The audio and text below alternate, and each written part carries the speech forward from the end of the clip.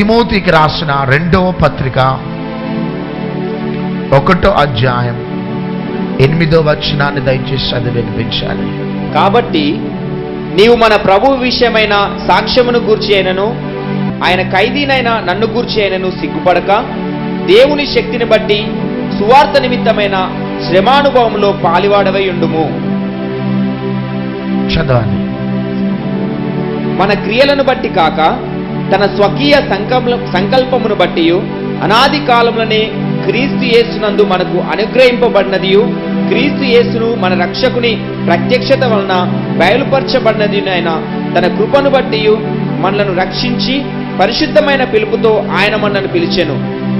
ఆ క్రీస్తు యేసు మరణమును నిరర్థకము చేసి జీవమును అక్షేతను సువార్త వలన వెలుగులోనికి తెచ్చెను. గట్టిగా చప్పట్లు కొడదాం. దేవుని బిడ్డలారా, దేవుని యొక్క చిత్తం ఏంటిదంటే మనల్ని ఒక ఉన్నతమైన లెవెల్స్ లోకి తీసుకొని వెళ్ళాలి. హల్లెలూయా. నీవు సంవత్సరాల తరబడి నీ ఆధ్యాత్మిక జీవితంలో ఒకే అనుభవంలో ఉండటం దేవుని యొక్క చిత్తం కాదు. నీవు కృప నుంచి అధిక కృపలోకి, పరిశుద్ధత నుంచి అధిక పరిశుద్ధతలోకి నీవు వెళ్ళాలి. ఇది దేవుని బిడ్డల పట్ల దేవునికున్న చిత్తం. హల్లెలూయా. నీ యొక్క స్పిరిచువల్ లెవెల్స్ అనేటి, నీ అనాయింటింగ్ లెవెల్స్ అనేటి, నీ ఫెయిత్ లెవెల్స్ అనేటివి ప్రతి నిత్యము అవి ఇంక్రీజ్ అవుతూ ఉండాలి. కాబట్టి దేవుని యొక్క చిత్తం నీవు అభివృద్ధి చెందాలి. నువ్వు ఒక మంచి ఉన్నతమైన స్థాయిలోకి వెళ్ళాలి. హల్లెలూయా. కానీ ఎందుకు కొంతమంది జీవితాలలో ఆ దైవ కార్యం జరుగుతున్నది, కొంతమంది జీవితాలలో దైవ కార్యము జరగకపోవటానికి కారణాలు ఏంటివి? ప్రియ దేవుని బిడ్డలారా, మనము దేవుని యొక్క ప్రణాళిక చొప్పున దేవుని యొక్క హృదయ వాంఛను తీర్చే బిడ్డలుగాను, దేవుడు కోరుకున్న ఒక మహిమ కలిగిన అనుభవంలోకి మనం వెళ్ళాలి అంటే మనం వెల చెల్లించాలి. అందరు చెప్పండి, చెప్పాలి. వెల చెల్లించాలి. We must pay the price. Hallelujah, hallelujah. ఒకటి దేవుని యొక్క పని అయినా, దేవుని యొక్క సేవ అయినా, దేవుని యొక్క అభిషేకం అంటే ఆటలు కాదు, అది ప్లే గ్రౌండ్ కాదది. దేవుని యొక్క సేవ, దైవ కార్యక్రమాలు, లేకపోతే దేవుని యొక్క అభిషేకం అది పరిశుద్ధమైనది. ఆమేన్. అది పరలోక సంబంధమైనది. అది దేవుడు నిన్ను తన బిడ్డగా ఎన్నుకొని నిన్ను తన రక్తములో కడిగి ఇక ప్రతి నిత్యము నీ విషయంలో కొన్ని కోరికలు కలిగి ఉంటాడు. ఏంటివా కోరికలంటే, నీవు అంచెలు అంచెలు ప్రార్థనలో నువ్వు ఎదగాలి, కృప నుంచి అధిక కృపలోకి ఎదగాలి, సంపూర్ణత నుంచి అధిక సంపూర్ణతలోకి వెళ్ళాలి, పరిశుద్ధత నుంచి అధిక పరిశుద్ధతలోకి వెళ్ళాలి. అది దేవుని యొక్క చిత్తం. కానీ ఆ అనుభవంలో మనం ఎప్పుడు వెళ్తామంటే మనము వెల చెల్లించినప్పుడే. అందరు చెప్పండి, వెల చెల్లించినప్పుడే. మరి ఒకసారి పరిశుద్ధాత్మ దేవుడు రిపీట్ చేస్తున్నాడు.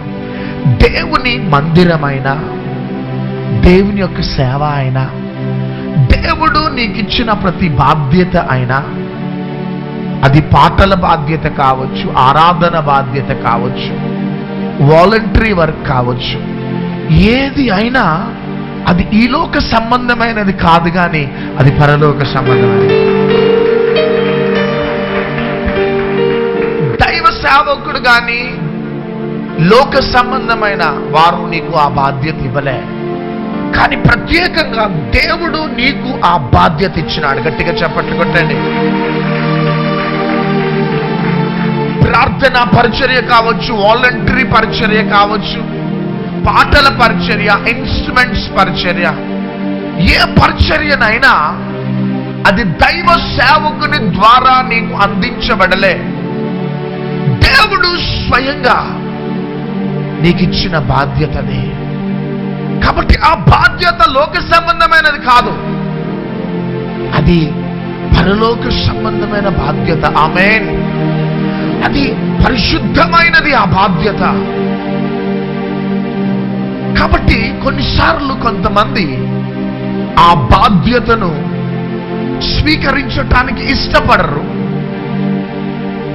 ఒకవేళ స్వీకరించాలనే మనసు ఉన్నా ఆ బాధ్యతను డిలే చేస్తూ ఉంటారు, ఆలస్యం చేస్తూ ఉంటారు, పోస్ట్ పోన్ చేస్తూ ఉంటారు. చూడండి, దేవుడు నన్ను 1995లో సేవకై పిలిచినాడు. కానీ నేను దేవుని యొక్క పిలుపు ఉన్నప్పటికీ, నేను దైవ ప్రణాళికలో ఉన్నప్పటికీ, దేవుడు 1995లో దేవుడు నన్ను సేవకై పిలిస్తే ఆ బాధ్యత నేను తీసుకోకుండా లోక సంబంధమైన వ్యాపారాన్ని ప్రారంభించి చివరికి నష్టపోయి శాపాన్ని అనుభవించి చివరికి అన్ని కోల్పోయిన తర్వాత 1999లో సేవలో నేను అడుగుపెట్టినాను. కానీ 4 సంవత్సరాలు సమయం వృధా చేసుకున్నాను. 4 సంవత్సరాలు దేవుని యొక్క ప్రణాళిక నా జీవితంలో దూరం అయిపోయింది. దేవుని యొక్క చిత్తము నా జీవితంలో దూరం చేసుకున్నాను. కానీ 1995లోనే ఒకవేళ నేను అడుగు పెడితే ఇంకా నా స్పిరిచువల్ లైఫ్ లో ఏ డీపర్ లెవెల్స్ లో దేవుడు తీసుకొని వెళ్ళేవాడు. ఆమేన్.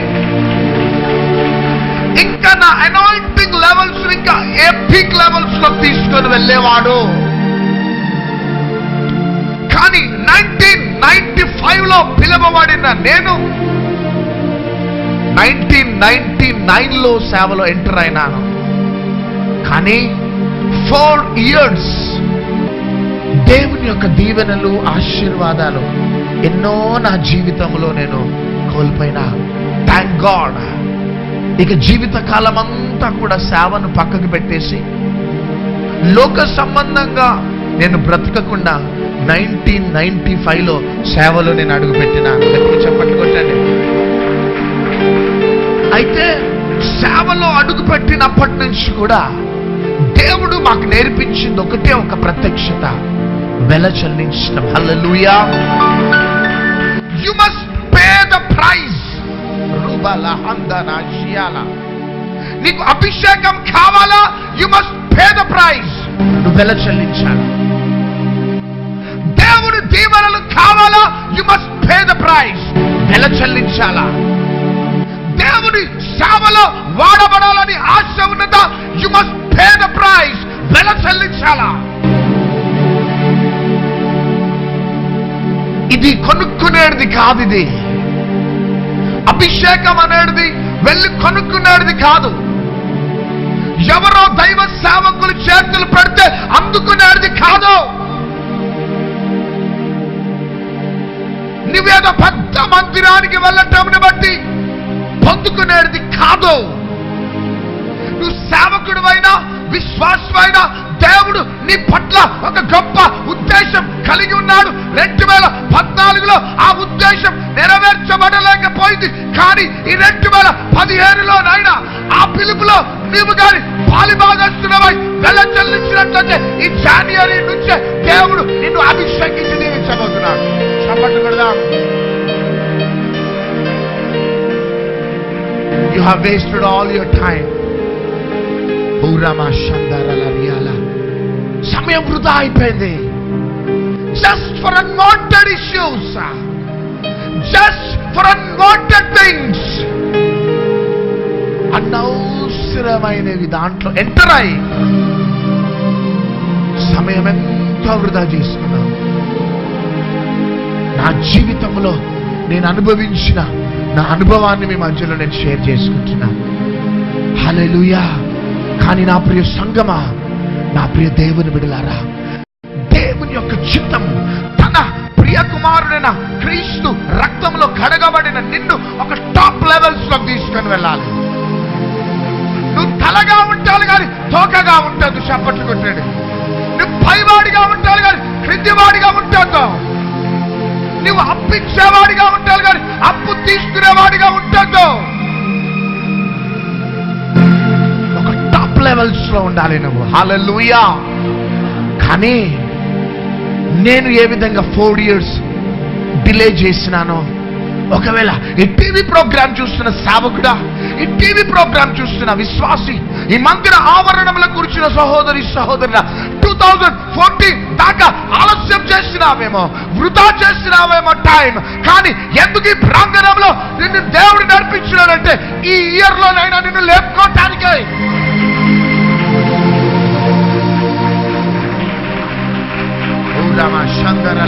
నీవు స్టేజ్ మీద మెసేజ్ ఇవ్వకపోవచ్చు,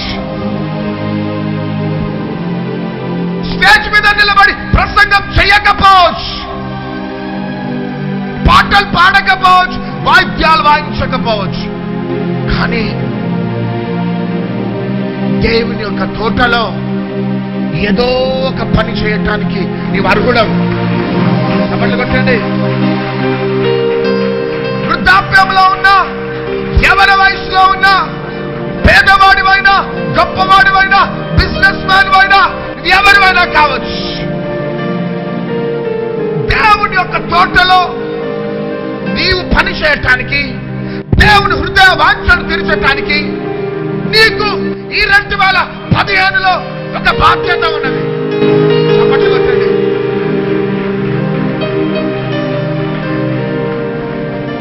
2014 దాకా ఐఎమ్ నాట్ వర్ది, నేను అర్హుడని కాదనుకున్నా, నాకు చదువు రాదనుకున్నా.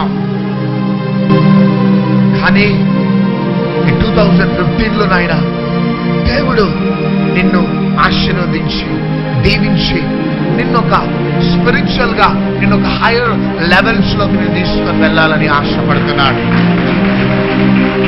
హల్లెలూయా. కానీ ప్రియ సంఘమా, ప్రియ దేవుని బిడ్డలారా, ఆది కాండం నుంచి ప్రకటన గ్రంథం దాకా మనం చూస్తే ఎవరిని దేవుడు సేవకై పిలుచుకున్నా వారు వెల చెల్లించినారు.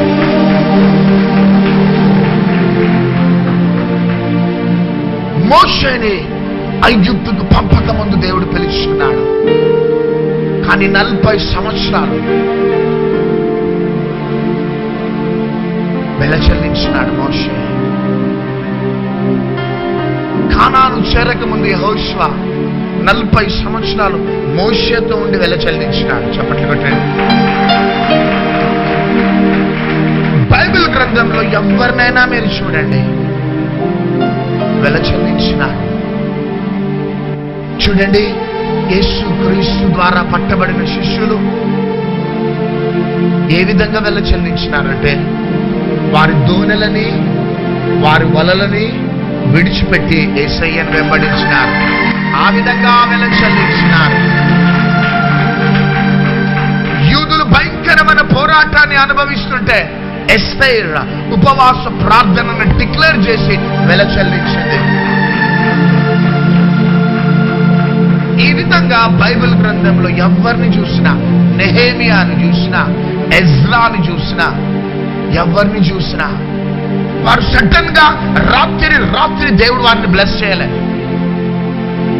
కానీ దేవుడు వారిని పిలిచినప్పుడు వారు సంథింగ్ ఆర్ ది అదర్ ఏదో రకంగా వెల చెల్లించడం ప్రారంభించినారు. రెండో విషయాన్ని నేను చెప్తున్నాను. దేవుడు మనల్ని పిలిచి మనల్ని గమనిస్తా ఉంటాడు. గట్టిగా చెప్పట్లు పెట్టండి. ఏమి గమనిస్తా ఉంటాడంటే మన నమ్మకత్వాన్ని గమనిస్తా ఉంటాడు. హల్లెలూయా, హల్లెలూయా. దేవుడు మనల్ని పిలిచి మనల్ని గమనిస్తా ఉంటాడు. యేసుక్రీస్తు ప్రభువట పేతురు, యాకోబు, యోహాను వలలు కడుక్కుంటుండే టైంలో ఆ గెన్నెసరేతు సరస్సు తీరం దగ్గర వాంటెడ్లీ నడుస్తూ ఉండేవాడట. హల్లెలూయా. వారిని చూస్తూ చూస్తూ నడుస్తూ ఉండేవాడట. ఫస్ట్ నడిచేవాడట, వారిని గమనిస్తూ ఉండేవాడట. మరలా నడిచేవాడట, వారిని గమనిస్తూ ఉండేవాడట. నడుస్తూ నడుస్తూ వారిని గమనిస్తూ ఉండేవాడట. వారి యేసయ్యను చూసి వలలు విడిచిపెట్టి, దోణెలను విడిచిపెట్టి యేసయ్యను వెంబడించినాడు. అంతేకాక 12 మంది శిష్యులను ఏర్పరచుకున్న తర్వాత కూడా దేవుడు అడుగడుగునా వారిని గమనిస్తూ వారి నమ్మకత్వాన్ని గమనించినాడు. ఎందుకు? వారు భూలోకాన్ని తల్లక్రిందులుగా చేసే గొప్ప సాధనాలుగా వారు తయారు కావటానికి కారణం ఏంటంటే యేసు క్రీస్తు ప్రభు వారిని పిలిచినాడు. పిలిచి ప్రతి నిత్యము వారి యొక్క నమ్మకత్వాన్ని చెక్ చేసినాడు. పురాణ శాంతరాల రియాల. అందుకనే ఏర్పరచబడిన వారు అనేకులు, పిలువబడిన వారు అనేకులు, ఏర్పరచబడిన వారు కొందరే. పిలువబడిన వారు అనేకులు ఉంటారు, కానీ ఏర్పరచబడేవారు కొందరే. హల్లెలూయా, హల్లెలూయా. చాలా మంది జీవితాలలో దేవుని యొక్క ఉన్నతమైన మహిమ కలిగిన పిలుపుని దూరం చేసుకోవటానికి కారణం అపనమ్మకత్వం. అందరూ చెప్పండి, అపనమ్మకత్వం. అనవసరమైన వాటిలలో ఇన్వాల్వ్ అయిపోయి నమ్మకత్వమును దూరం చేసుకోవటం బట్టి చూడండి, సంవత్సరాలు, నెలలు, దినాలు వారి జీవితంలో వేస్ట్ అయిపోతూ ఉంటుంది. చాలాసార్లు ఒక ఉదాహరణ నేను చెప్తుంటాను. మనం వెహికల్ మీద వెళ్తూ ఉంటే స్పీడ్ లిమిట్స్ అనేటివి ఉంటాయి. నీవు 40లో వెళ్ళాలా, 60లో వెళ్ళాలా, 100లో వెళ్ళాలా, 120లో వెళ్ళాలా? స్పీడ్ లిమిట్స్ అనేటివి ఉంటాయి. నీవు 40లో వెళ్ళవలసిన నీవు 120లో కొడితే యాక్సిడెంట్ అయిపోతుంది. చూడండి, కొత్త బండి తీసుకుంటావు, కొత్త 4 వీలర్ కార్ తీసుకుంటావు, డ్రైవ్ చేయవలసిన పద్ధతిలో నువ్వు డ్రైవ్ చేయకపోతే దానికి యాక్సిడెంట్ అవుతుంది. యాక్సిడెంట్ అయిపోయిన తర్వాత దాన్ని గ్యారేజ్లో పెట్టేస్తాం. చివరికి దానికి టింకరింగ్ అవుతుంది, ఇంజన్ పాడైపోతుంది. అన్ని రిపేర్ అయిపోయి బయటికి రావటానికి ఇంచుమించు 2 నెలలు 3 నెలలు పడుతుంది. కానీ ప్రారంభంలోనే ఆ వాహనాన్ని నువ్వు జాగ్రత్తగా నడిపితే అది జీవితకాలం అంతా నీకు సహకరిస్తుంది. కానీ వాహనాన్ని నువ్వు జాగ్రత్తగా నడపకపోవటంను బట్టి చివరికి యాక్సిడెంట్కి గురి కావటం, చివరికి నువ్వెంతో ఆశ పెట్టుకున్నా ఆ వాహనమును నువ్వు నడపలేని స్థితిలో సమయము వృధా చేయటం. చూడండి, చాలా మంది శరీరాన్ని పెంచుకోవటానికి ఆశ కలిగి ఉంటారు, కానీ శరీరాన్ని చంపుకోవటానికి ఆశ కలిగి ఉండరు. Many people feeding the flesh. వారి శరీరము, వారి శరీర కోరికలు, లోక సంబంధమైన కోరికలు ద్వారా వారి శరీరాన్ని వారు పెంచుతూ ఉన్నారు, పోషించుకుంటూ ఉన్నారు. కానీ బైబిల్ గ్రంథంలో వెలచందించిన వారు శరీరాన్ని చంపుకున్నారు. గట్టిగా చెప్పండి. వారి యొక్క స్వయమును, సెల్ఫ్ని త్యాగం చేసినారు. వారి యొక్క సెల్ఫ్ని ఏం చేసినారంటే చంపుకున్నారు. ఆమేన్, హల్లెలూయా. వారి స్వయమును ఏం చేసినారంటే చంపుకున్నారు. వాచ్ నైట్ సర్వీస్ లో పరిశుద్ధాత్మ దేవుడు మాట్లాడినాడు. ఈ స్వయం అనేది, సెల్ఫ్ అనేది ఇదొక క్రూర పక్షిది. ఈ క్రూర పక్షి ఒక దినమున మనల్ని నాశనం చేసేస్తుంది. దీనిని కానీ నువ్వు కంట్రోల్ చేసుకోకపోతే అది నిన్ను కంట్రోల్ చేస్తుంది. జాగ్రత్త. చాలా మంది చంపుకోవలసినవి చంపుకోకుండా, చంపుకోవలసినవి పాలు పోసి పెంచటంను బట్టి అవి చివరికి అనేకులని చంపివేయటం అనేది మనం చూస్తున్నాం. కానీ ఈ 2014 అంతా నీ జీవితంలో ఎట్లా గడిచిపోయిందో సహోదరుడ, సహోదరి. కానీ ఈ 2015లోనైనా దేవుడిని ఆశీర్వదించి దీవించబోతున్నాడు.